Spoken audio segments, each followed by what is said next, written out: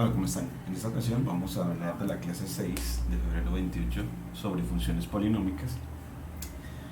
Con un video, este video queremos apoyar este cuaderno para, en este modelo de aula invertida, apoyar las labores de observación, síntesis y memorización que invitamos a los estudiantes a hacer fuera de clase, y que en clase ya hagamos procesos más complejos, como los de modelar o solucionar problemas aplicando conceptos matemáticos. En este caso, siempre vemos de que estamos alrededor del eje 2, generalizando el pensamiento científico. Entre sus preguntas orientadoras está que necesitamos calcular el aumento o decrecimiento de bacterias en un cultivo pasado un lapso. Ahora, ¿cómo generalizamos nuestros cálculos? ¿Cuáles fenómenos cotidianos pueden expresarse mediante una ecuación? ¿Cómo se pueden usar algunos conceptos matemáticos en la descripción de problemas o situaciones cotidianas?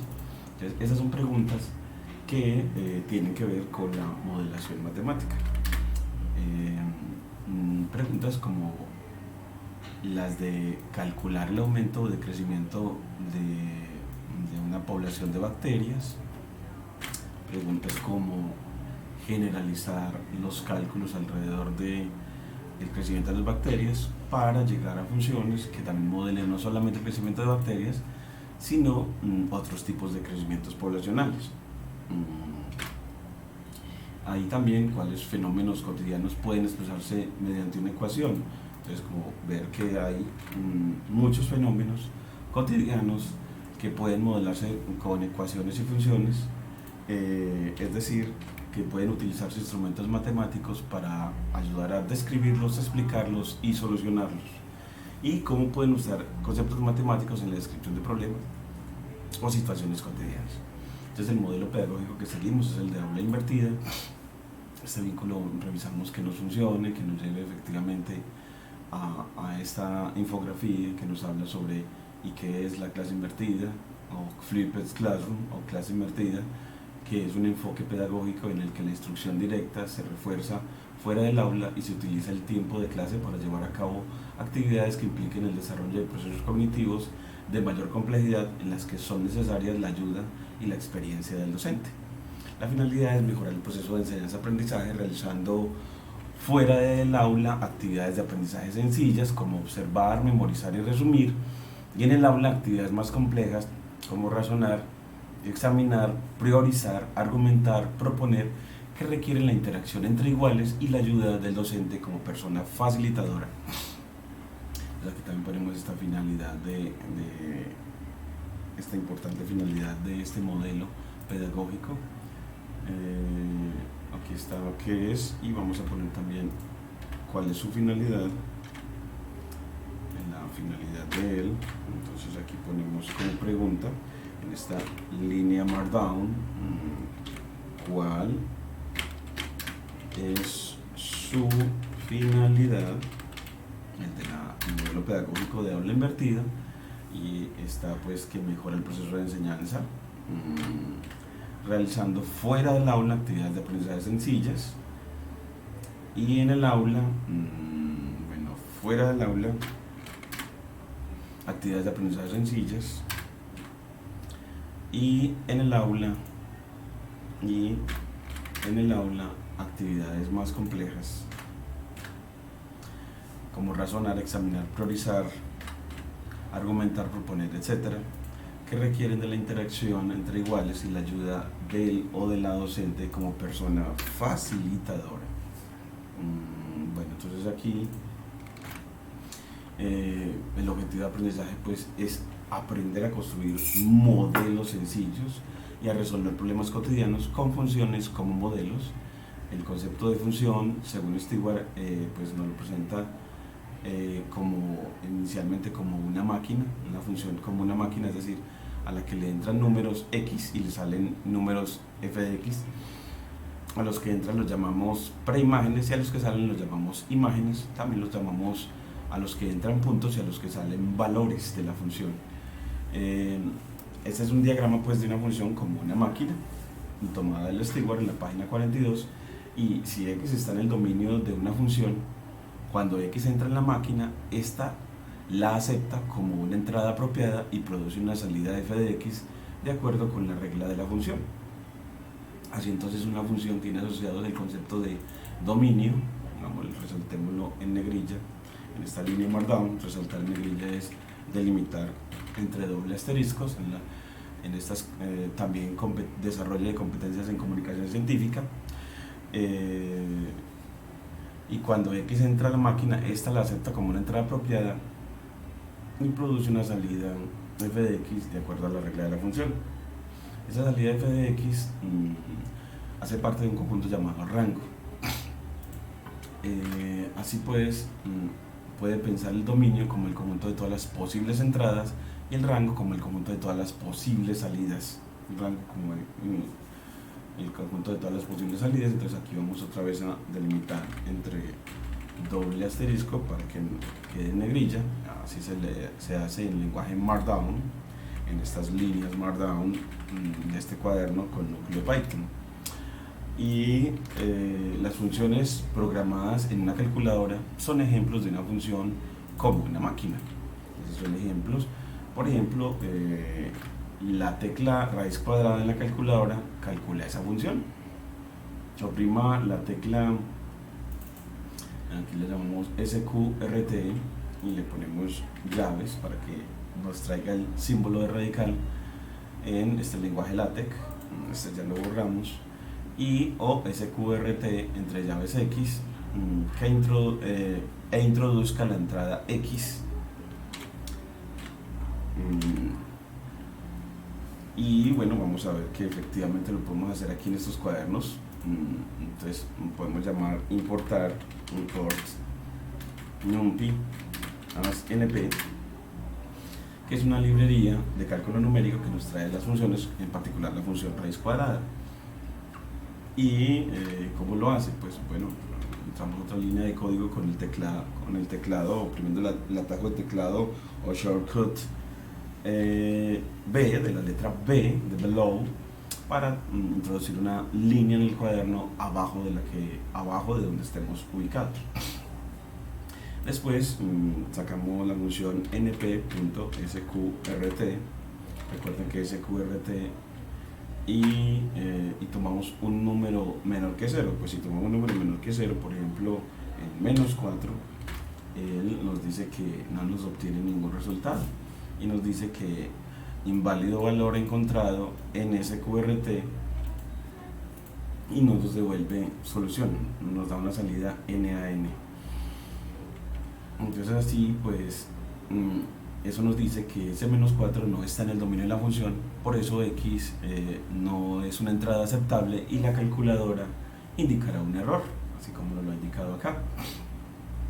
Y mientras que si X es mayor que 0, entonces np.sqrt, square roots, por sus siglas en inglés, pues si tenemos un número mayor que 0, por ejemplo el 4, entonces él nos devuelve en la línea de salida la raíz de 4 como un número de punto flotante 2.0, queriendo decir la raíz de 4 es 2. Así la tecla, en este caso raíz de x, démosle aquí SQRT, llaves en este lenguaje LaTeX, y delimitamos entre signo de dólar para que efectivamente él nos saque con Shift Enter, nos saque efectivamente el símbolo del radical con la X, y así la tecla raíz de X en la calculadora no es exactamente lo mismo que la función matemática f definida por f de x. No es exactamente, aquí la ponemos también entre símbolo de dólar para que nos quede con tipografía de ecuación matemática. No es exactamente lo mismo que la función matemática de f definida por f de x igual a. Vamos a ver cómo lo tenía aquí el libro cuando estaba describiendo la función raíz en nuestro libro guía. Aquí nos está diciendo así la tecla raíz de x en la calculadora no es exactamente lo mismo que la función matemática de f definida por f de x igual a raíz de x, igual a f de x igual a raíz de x. Entonces aquí f de x igual a raíz SQRT le ponemos backslash en lenguaje LaTeX, sqrt y escribimos llaves, delimitamos a raíz de x. Entonces así la tecla raíz de x en la calculadora no es exactamente lo mismo que la función matemática f definida por f de x igual a raíz de x. No es exactamente lo mismo. Y otra forma de imaginar una función es con un diagrama de flechas como este que nos presenta Stewart, en el de que va un conjunto llamado dominio y un conjunto llamado rango, y donde cada elemento x está relacionado con su imagen f de x, cada elemento a con su imagen f de a, y en general pues está diciendo que todos los elementos de este primer conjunto se relacionan con los del segundo a través de esta función f. Ese conjunto dominio lo denota Stewart con D y el conjunto codominio con la letra E. En ese diagrama de flechas o diagrama de Venn, cada flecha conecta un elemento de D con un elemento de E. La flecha indica que f de x está asociada a x, que f de a es asociado a y así sucesivamente. Podemos poner esto como en sangría, entonces en sangría es asterisco espacio, y para en otra línea nueva asterisco espacio para que nos quede en sangría o itemizado, para poder que leamos por aparte. La flecha indica f de x está asociado a x y f de a está asociada a y así sucesivamente. El método más común para visualizar una función es su gráfica. Entonces aquí lo ponemos también que la gráfica, entonces delimitamos entre doble asterisco para que nos quede en negrilla, porque queremos resaltar el concepto de gráfica de una función. Y si f es una función con dominio D, entonces la gráfica es el conjunto de unos pares ordenados. De los pares ordenados, x, f de x para todo x en D. Entonces este conjunto, a eso se le llama gráfica. Entonces la gráfica de una función es un conjunto de pares ordenados. Eso es un conjunto del plano. Un subconjunto del plano. Donde los x están en el dominio, las primeras coordenadas están en el dominio y las segundas son la imagen bajo f de esos x, f de x. Observe que estos son pares de entrada-salida. En otras palabras, la gráfica de f consta de todos los puntos x, y en el plano coordenado tales que y es igual a f de x y x está en el dominio de f. Podemos ver, gracias a Matplotlib, un ejemplo de gráfico de una función. Una que vemos mucho en este curso es el de cálculo, y es el de la función elevar al cuadrado. Pues importamos import matplotlib .pyplot as plt y creamos unos x que sea a través de un np.array de numpy, una estructura de datos muy buena para trabajar de manera rápida los datos. Entonces utilizamos pues esa función array de numpy para crear a través de una lista de Python, es decir, delimitando entre corchetes unos datos. Ponemos menos 4, menos 3, menos 2, menos 1, 0, 1, 2, 3, 4, y así creamos entonces un conjunto de abscisas, y luego creamos el conjunto de las ordenadas simplemente cogiendo esas abscisas y llevándolas al cuadrado, queriendo decir entonces que las y o segundas coordenadas pues son el cuadrado de las x. También podemos denotar esas como f, también me gusta. Y una notación que me encanta es como que ese conjunto de abscisas denotarlos con x mayúscula, y a ese conjunto de ordenadas denotarlos con f mayúscula, y así decirle con plt.plot a esa función plot del Matplotlib que grafique a x contra f, a esos dos arreglos, y él nos hace un gráfico muy bonito, el que conocemos como una parábola. Mire que al fin y al cabo el gráfico de f en definitiva, si quiero ser estricto con la definición, era el scatter, es decir, el diagrama de puntos definido. Es decir, que el gráfico es este conjunto de puntos, para estos en particular que tomé como como abscisas. Entonces el gráfico de f es un conjunto de puntos, tales que la primera coordenada está en el dominio y la segunda es la imagen bajo f de la primera. En este caso, los pares ordenados son de la forma x, x cuadrado de x. Entonces el f de x es el cuadrado de x. También es muy bueno la visualización. Vamos a usarlo mucho con la librería Plotly. Entonces vamos a abrir una clase en la que tenemos ya de la librería Plotly gráficos. Esa lo tenemos para los de ingeniería agropecuaria. En el capítulo de ciencia de datos tenemos la del 1 de marzo, en la que hemos utilizado Plotly. Creo que fue el 1 de marzo en la que utilizamos Plotly para graficación. Bueno, aquí no, en esta del 1 de marzo no nos aparece nada. Hagámosle aquí, esta es primero.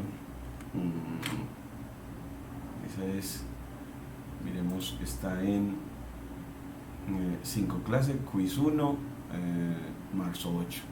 5 clase, quiz 1, 5 clase, quiz 1,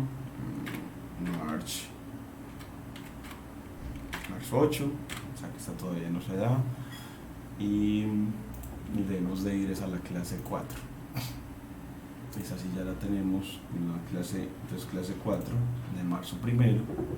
En esa sí encontramos entonces un código que hable de la utilización de la librería Plotly, asociada también a Matplotlib, que nos grafique de manera animada. Entonces aquí bajamos hasta donde podemos encontrar efectivamente un gráfico en Plotly. Aquí, bueno, aquí no lo utilizamos en esta clase. Entonces vamos a ir a la clase anterior. Entonces vamos a ir a la clase 3, de febrero 22. Lo que buscamos en todas las clases es utilizar efectivamente Plotly, porque nos da unos gráficos animados muy agradables y que facilitan la lectura. Entonces aquí aquí ya tenemos ese código. Importamos entonces el módulo Plotly Control C y lo traemos para la clase 4 y la clase 5 y la clase 6. Vamos a siempre utilizarlo. Entonces aquí cada vez que hagamos un gráfico de funciones, vamos a tenerlo listo ahí para cada función que hagamos. Aquí está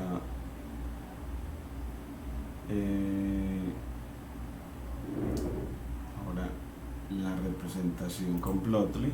Pues aquí le ponemos que vamos a hacer la representación con gráfico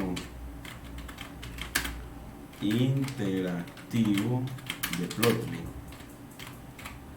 una librería muy buena para hacer esos gráficos interactivos. Y pegamos el código acá para luego actualizar la de acá, y la de la clase 5 pues también de la misma manera. Entonces para representaciones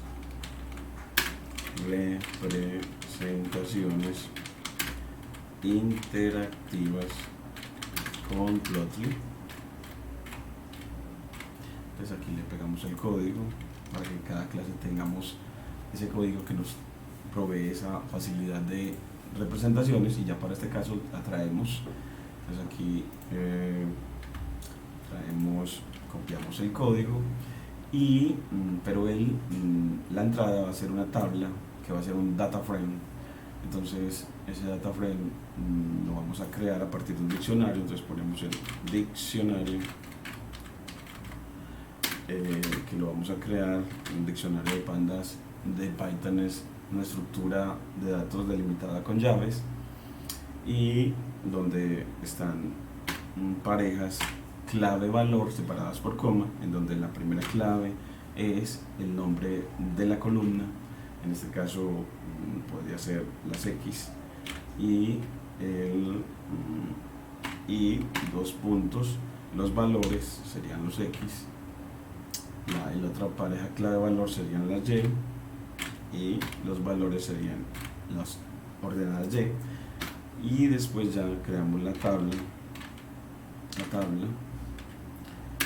con pd.dataframe, donde introducimos en esta función dataframe el diccionario, y ya con eso nos crea la tabla. Y en este caso, pues esta es la relación entre x y su cuadrado, digámosle así, la relación entre x y su cuadrado. Bueno, entonces aquí le ponemos, y miremos que aquí dice que y no está definido. Vamos a ver si aquí, bueno, no lo pusimos como y sino como f, entonces dejémoslo aquí como f a esos datos que son función de x. Y acá, bueno, nos trae el gráfico, y aquí vemos ya ese gráfico en el que podemos ver de que los pares ordenados cada punto siempre tenemos un x, por ejemplo, menos 3, y un y que es su cuadrado, que es 9. Aquí tenemos un x que es menos 2 y un y que es su cuadrado, que es 4. Y así vemos efectivamente que la gráfica de una función es un conjunto de pares ordenados, x como f de x, donde este x, por ejemplo, es menos 1 y donde f de x es 1, y así para todos los demás. Entonces es una manera muy interactiva de poderlos ver, los gráficos, de una manera muy agradable. Muchas gracias. Entonces ahora sí, la gráfica de una función f presenta una imagen útil del comportamiento o historia de vida de una función, y dado que la coordenada y de cualquier punto x, y en la gráfica es función de x, se puede leer el valor de f de x de la gráfica como la altura de la gráfica arriba del punto x. Entonces aquí lo vemos como arriba del punto 1, f de 1 es la altura del punto sobre la gráfica sobre ese punto x del dominio. Así también f de 2, que es la altura sobre el punto 2 del punto de la gráfica x2, f de 2. Y así, f de x siempre va a ser la altura sobre el punto x del punto de la gráfica x, f de x. Entonces así asociamos la imagen como una altura con respecto al eje horizontal. Y también él nos muestra que entonces del gráfico de una función, la proyección de él sobre el eje horizontal es el dominio, y la proyección del gráfico sobre el eje vertical es el rango. Entonces así uno puede ver gráficamente cuál es el dominio y cuál es el rango. Entonces el dominio siempre será lo que está debajo del gráfico sobre el eje x, y el rango será la proyección del gráfico sobre el eje vertical. Y ahora aquí también nos muestra un ejemplo 4, el Stewart, sobre abrir un grifo de agua caliente, y la temperatura T del agua depende de cuánto tiempo ha estado saliendo el agua.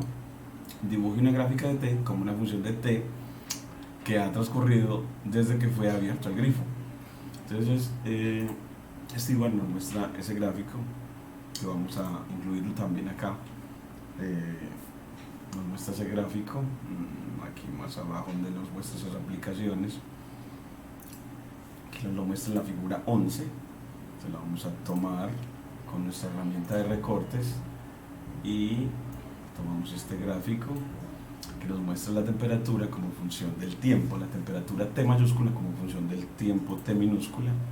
Ese lo guardamos en nuestra carpeta de esta clase, y entonces la llamamos figura Fig 11, y es T versus T, T versus T, temperatura versus tiempo, en esta clase 6 de fundamentos de matemáticas, y lo agregamos con git add espacio punto git commit -m adición de gráfico de temperatura contra tiempo, y después le ponemos git push, push, para empujar eso a que nos quede en la red social pública que tenemos para nuestro curso y que orienta a los estudiantes, y así podemos asociar una URL a este gráfico. Aquí está, y al tenerlo poderlo poner en nuestra clase 6 aquí con este código HTML en esta línea Markdown, para así tener el gráfico en el que podemos ver de que entonces inicialmente la temperatura está creciendo desde un nivel inicial, está creciendo y va perdiendo, sigue creciendo pero bajando su velocidad de crecimiento de la temperatura hasta que se estabiliza, para luego la temperatura empezar a descender hasta que se estabiliza la temperatura de nuevo en un valor menor que el inicial. Entonces así nos está mostrando cómo cambia la temperatura a medida que el tiempo transcurre. Entonces los gráficos nos van contando como una historia de una función, así como nos lo dice Stewart.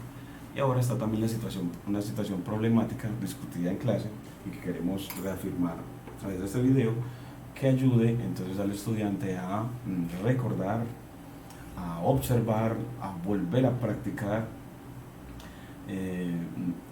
con este cuaderno que puede obtener en la observación de este video, y así pues tener un aprendizaje más comprensivo y más duradero alrededor del concepto de funciones, y sobre todo el de modelación de funciones o modelación de situaciones reales con funciones, en la que no hablamos de un contenedor rectangular sin tapa que tiene un volumen de 10 metros cúbicos, y habíamos hablado que 10 metros cúbicos es una cantidad de agua enorme, más o menos estimamos que fuera la mitad del salón donde estábamos. La longitud de la base de ese contenedor es 2 veces su ancho, y el material para la base cuesta $10 por metro cuadrado, y el material para los lados cuesta $6 por metro cuadrado. Expresa el costo de los materiales como función del ancho de la base. Entonces aquí nosotros también vamos a incluir un gráfico que Stewart nos lo da para ese contenedor. Aquí lo tenemos, la figura 12, que lo vamos a tomar nuevo, y para poderlo incluir también en nuestras notas de clase, vamos aquí a nuestra herramienta de recortes y lo guardamos como figura 12, fig 12, bajo 12, contenedor rectangular, y bueno, pues lo guardamos, y también otra vez con git lo actualizamos. Entonces con git add espacio punto git commit -m adición de gráfico de contenedor de agua, y cerramos comillas, enter, git push. Y estos códigos del lenguaje git también los enseñamos como una forma también de invitar a los ingenieros a capacitarse cada vez más en el manejo de lenguajes que les permitan y les faciliten la comunicación científica y el acceso al trabajo en empresa privada, sea aquí en Colombia o en otro país. Y después de que tenemos ese gráfico, bueno, pues vamos y lo capturamos de nuestra red social, de nuestro repositorio de fundamentos de las matemáticas, en la carpeta de la clase 6, y tomamos ese contenedor rectangular de la figura 12, y aquí copiamos el enlace y lo ponemos en nuestra figura 6 para que en nuestro cuaderno podamos tener esa imagen acá, en la que el ancho lo denotamos con W, porque en inglés ancho es width y en inglés height es altura, o height es altura con H. Y así también otra de las competencias que queremos desarrollar en los estudiantes es que manejemos el idioma. Entonces aquí también ponemos un vocabulario como una forma de desarrollar nuestra competencia en comunicación científica, y esas competencias incluyen también el manejo del inglés, vocabulario. Entonces aquí vamos a que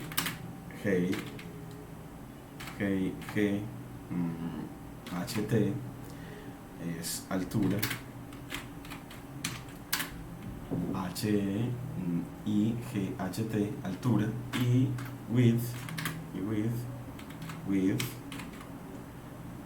TH, que es ancho. Vamos a ver aquí, que es ancho. Vamos a revisar si termina GHT o GTH, porque width termina en TH. Entonces revisamos la ortografía que estamos utilizando en inglés con nuestra aplicación Google Translate y aplicamos con GHT y nos dice que está bien altura, y width TH, que es ancho. Entonces efectivamente height se escribe, termina en HT, y ancho termina en TH. Todas terminan con 3 consonantes, DTH y la otra GHT. DTH y GHT. DTH para ancho y GHT para altura. Eso también va en la parte de desarrollar nuestra capacidad para memorizar la manera en que debemos escribir correctamente altura en inglés y ancho en inglés. Luego volvemos a nuestra situación y así pues vamos a construir esa función de costo. Entonces lo habíamos hecho en clase como pues que pues el costo de hacer ese contenedor, el costo, pues ese costo es igual al costo de las paredes, al costo de las paredes más el costo de la base, más el costo de la base.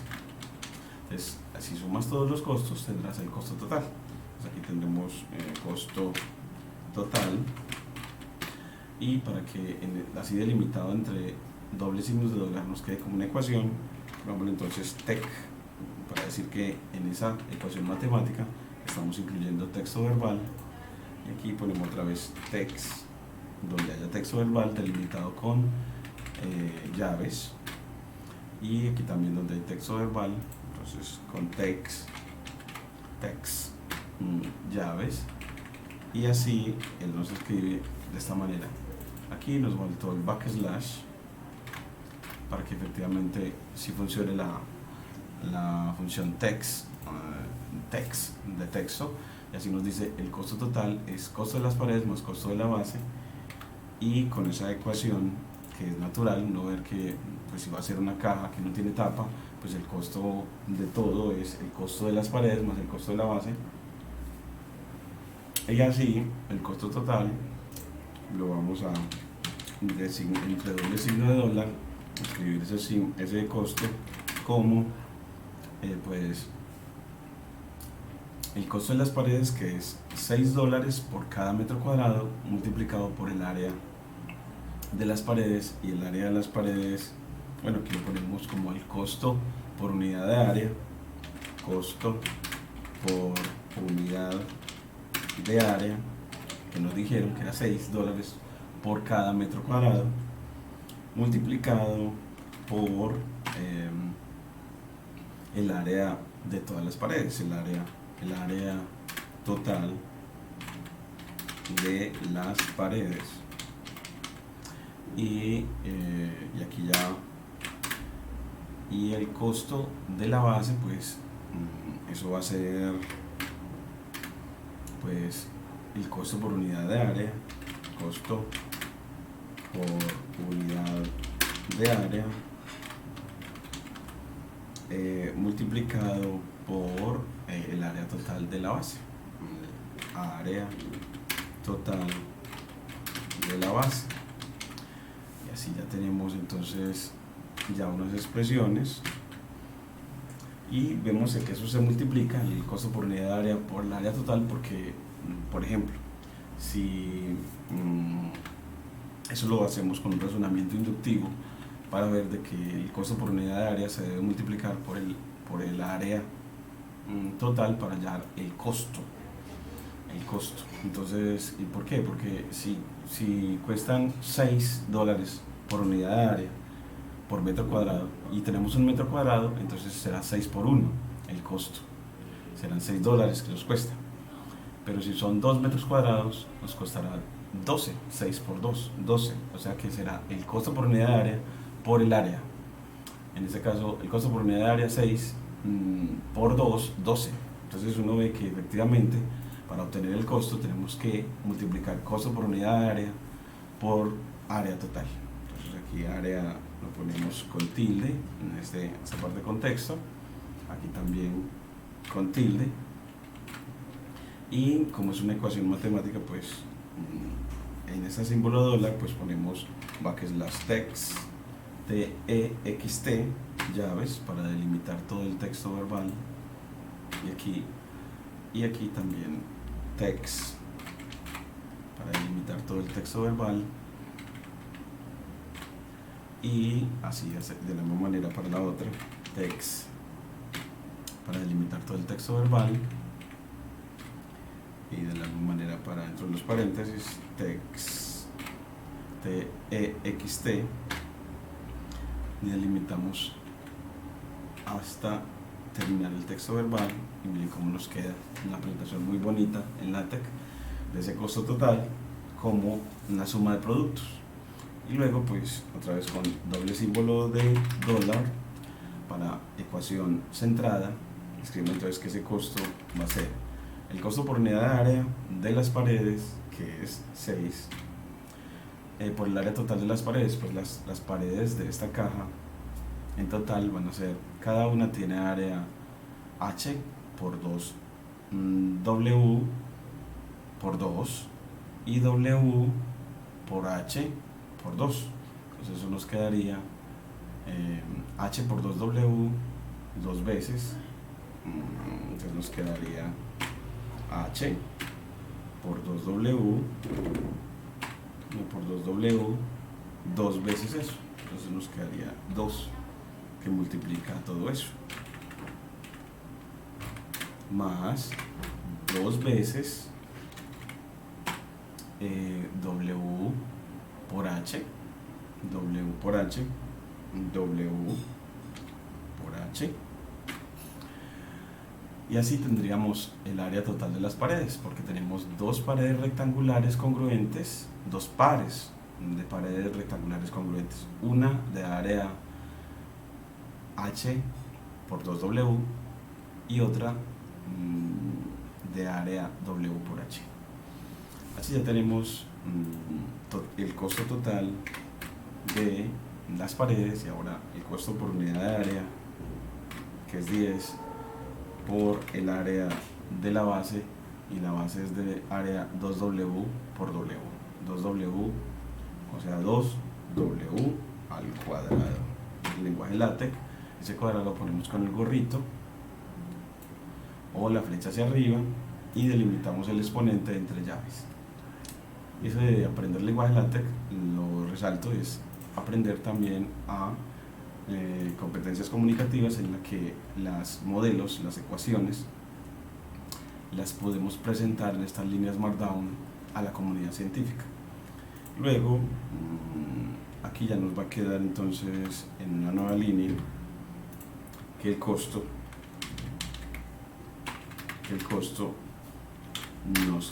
total nos quedó como función de H y W, y nos quedó entonces 6 por 2 por 2, o sea 6 por 2, 12 por 12, 24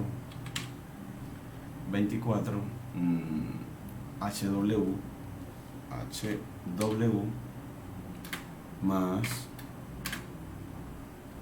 bueno, en realidad aquí nos quedaba HW, en realidad aquí nos quedaba era 4 HW más 2 HW, serían 6W por 6, 36. Entonces nos quedaría 36 HW, y en el otro nos quedaría 20 W cuadrado, y pues así nos queda el costo entonces como una función de dos variables, y me lo pidieron de una sola, de H y de W, de la altura de la caja y de el ancho, width, de la misma, de la base de la misma. Entonces, pero nos pidieron que fuera solamente del ancho. Entonces, ¿cómo hacemos para hacer eso? Pues utilizamos la otra información que nos dieron, de que el volumen total de la caja era 10. Y como el volumen de la caja, que es 10, es igual al área de la base por altura, dado que una caja siempre es un cilindro de base rectangular. Y los cilindros siempre su volumen es área de la base por altura. La base, en este caso, es, miremos en el dibujo, la base es de área 2W cuadrado, 2W cuadrado, y por la altura, que es H. Entonces así, aquí ponemos backslash R mayúscula rig HT de derecha, arrow de flecha, para que nos genere una flecha bonita al lado hacia la derecha, para despejar a H en términos de W, y nos quede acá, pues que en definitiva 10 sobre 2W cuadrado, 10 dividido 2W al cuadrado es igual a H, que simplificado nos quedaría como 5 sobre W cuadrado, sobre W al cuadrado. Y así, entonces, tendríamos a H en términos de W, y si sustituimos eso en la función anterior de dos variables que teníamos, ya obtendremos solamente una función C como función solo de W, desaparecería la H. Entonces aquí hacemos eso, hacemos esa sustitución y nos va a quedar entonces C como función solamente de W o del ancho es 36 por H, y H es 5 sobre W cuadrado, entonces 36 por 5, y 36 por 5 da 180, y ese W por dividido W cuadrado me da sobre W, por lo tanto me queda frac 180 dividido W, dividido el ancho, más ya teníamos 20W cuadrado, 20W al cuadrado, y así ya tendremos el costo como función solo del ancho, el ancho width, y en clase lo habíamos denotado ese ancho con la A, lo habíamos hecho como en español. Entonces mire que nos quedó una fórmula equivalente, solo que el ancho lo estamos denotando con la letra A y no con la letra W. El A de ancho en español y el W de ancho en inglés, que es width. Entonces mire que nos quedó el mismo modelo. Y ahora, ¿y por qué se construyen modelos matemáticos? Entonces aquí viene una de las cosas que encontramos en clase muy bonitas, y es importamos import matplotlib .pyplot as plt, y trazas efectivamente el costo como función del ancho. Es una función de costo como función del ancho, y así puedes ver cómo a medida que el ancho cambie, el costo cómo cambia. Y eso para los economistas es muy bueno, porque así pueden encontrar para qué ancho el costo se minimiza.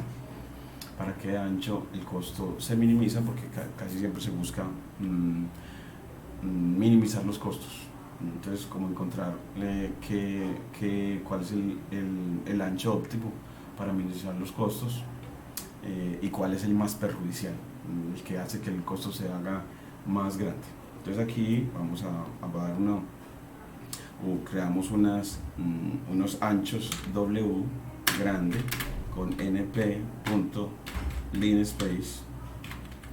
para dar un dominio posible en el que queremos graficar, y como el costo pues siempre será algo igual a 0 o mayor que 0, pongámosle el costo, el ancho para W sea un ancho 0, en el que si el ancho es 0 pues no tendremos ninguna caja, entonces el costo será 0, y si lo vamos hasta, digámosle hasta 8, entonces un ancho de 0 a 8 metros,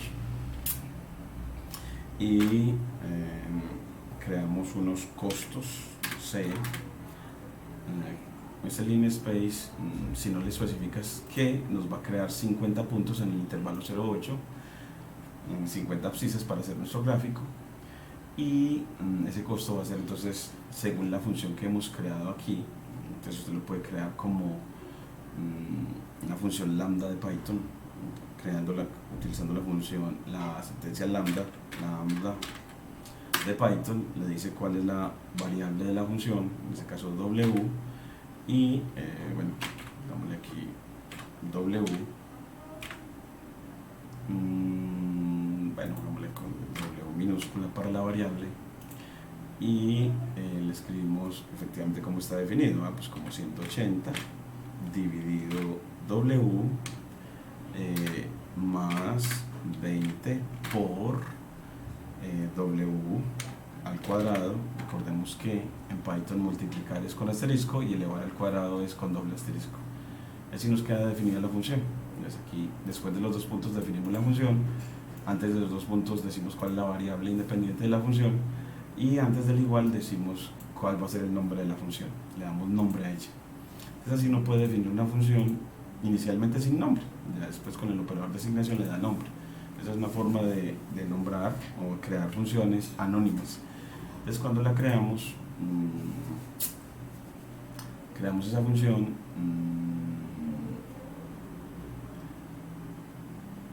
en definitiva vamos a crearla como una función costo, y vamos a crear entonces las ordenadas C mayúscula como la función costo evaluada en todo el arreglo de NumPy W, en todos los anchos, para que nos dé una lista de costos para cada ancho.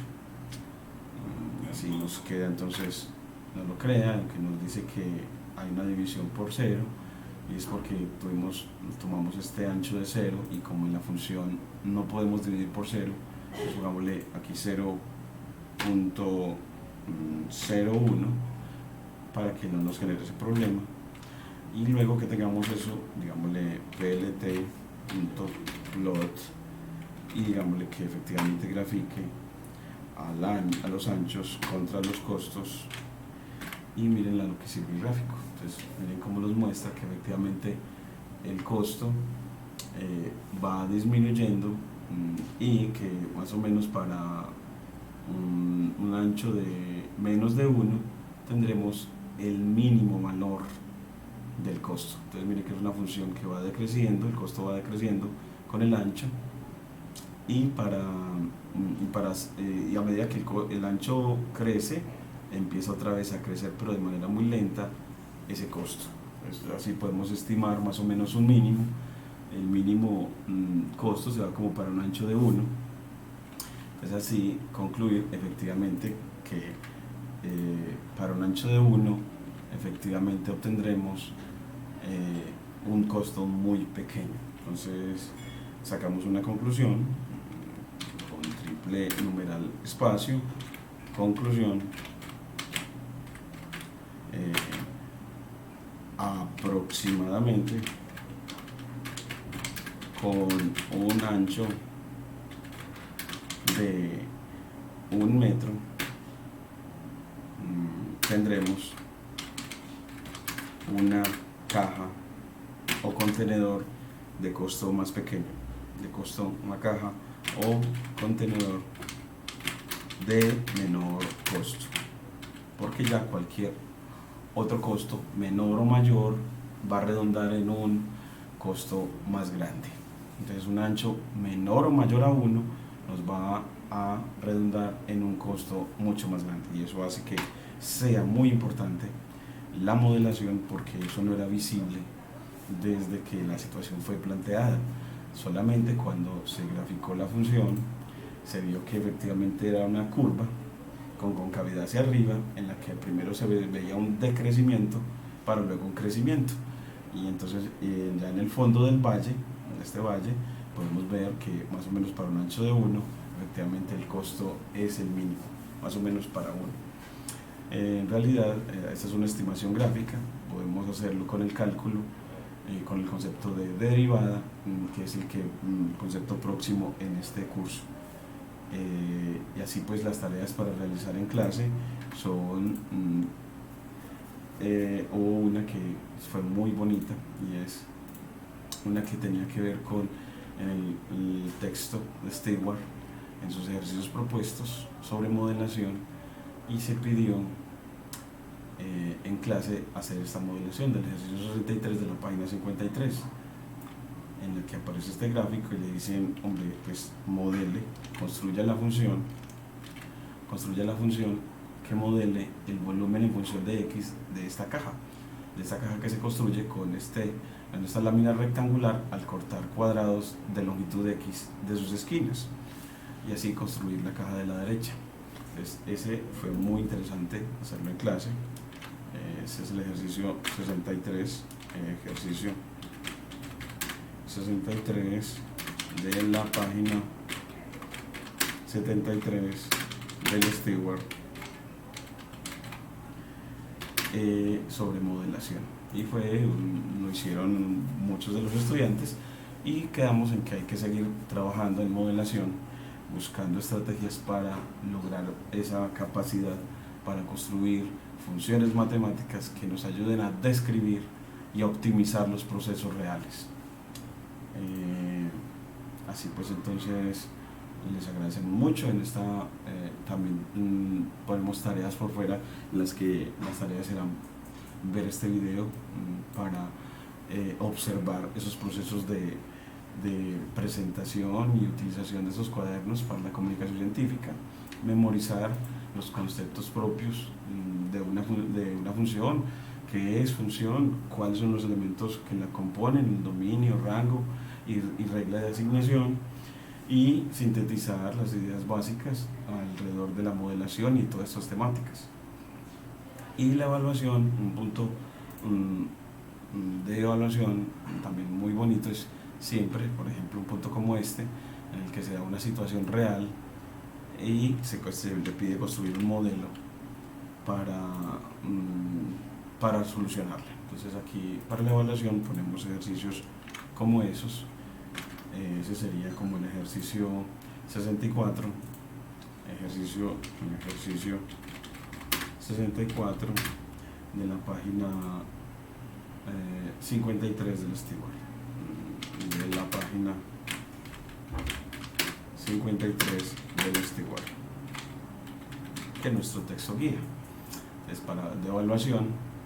Aquí tenemos nuestros referentes y la evaluación del profesor, siempre poder evaluarlo, a ver si efectivamente en las clases se lograron los objetivos de aprendizaje, que es que el profesor propuso, en este caso la capacidad de modelar situaciones reales y describirlas y explicarlas y optimizarlas, y desarrollar capacidades de comunicación científica al aprender a utilizar líneas de código y líneas Markdown en los cuadernos Jupyter para efectivamente difundir este saber de los fundamentos de las matemáticas para los licenciados.